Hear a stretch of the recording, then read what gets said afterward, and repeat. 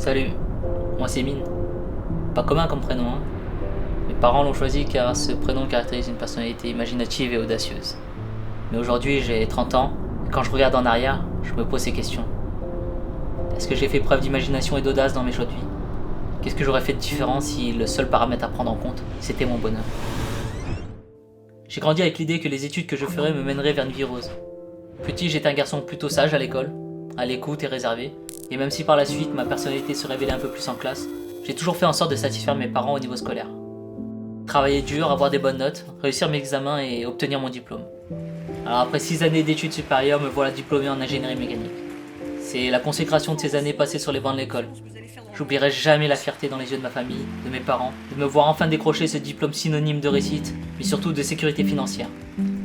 Et effectivement, à la suite de ça, j'obtiens très vite un travail, bien rémunéré. Mais dans ma tête, c'est un cercle interminable qui se répète. Une nouvelle mission, de la curiosité, de la motivation au début, mais ça dure qu'un temps. Une routine qui s'installe avec les mêmes réunions, les mêmes chiffres, les mêmes objectifs à atteindre. Puis finalement, cette même lassitude qui me pousse à me diriger vers une nouvelle mission, de reprendre cette boucle. 4 postes occupés en 5 ans qui m'ont amené à me poser une question. Pourquoi ne suis-je pas heureux dans mon travail? Peut-être parce que j'ai jamais réellement été maître de ma vie. Dès notre plus tendre enfance, nous formate un modèle de réussite où la particularité n'a pas sa place. Un système bien trop conventionnel, proposant des parcours prédéfinis en fonction de nos capacités à exceller dans tel ou tel domaine.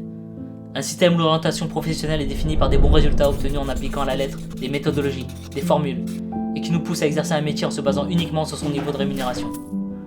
Et surtout un système où les passions et ce que l'on aime faire ne sont pas des critères qui pèsent suffisamment dans la balance. La société de consommation dans laquelle nous vivons exerce sur nous une pression constante, avec l'image du bonheur qui passe par la richesse matérielle. Il faut avoir la plus belle maison, conduire la plus belle voiture et porter les plus grandes marques de vêtements. On alimente cette idée qu'il faut gagner beaucoup d'argent pour être heureux, se diriger vers un métier avec un salaire important pour pouvoir s'offrir les choses les plus prestigieuses. Mais est-ce là la finalité que je veux donner à ma vie?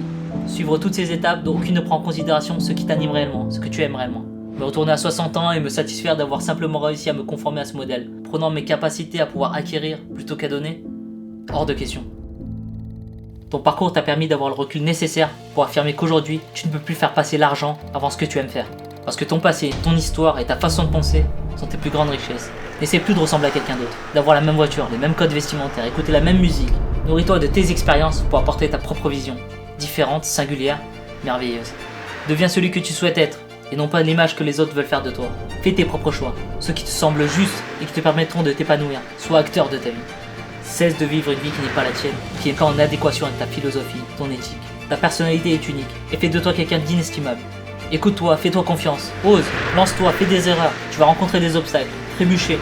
C'est certain, mais tu te relèveras et tu en sortiras grandi. N'aie pas peur de l'échec, sors de ta zone de confort et mène une vie pleine de défis. Ne prouve rien aux autres, prouve-le à toi-même. Tu es à la fois ton pire ennemi et ton meilleur allié. Profite du temps précieux qui t'est alloué et partage avec le monde ce que tu sais faire de mieux, ce qui te tient à cœur, ce que tu es. N'attends pas qu'un miracle se produise, car chaque jour qui passe est une journée en moins à vivre ta nouvelle vie. À toi de poser la première pierre pour construire ton bonheur.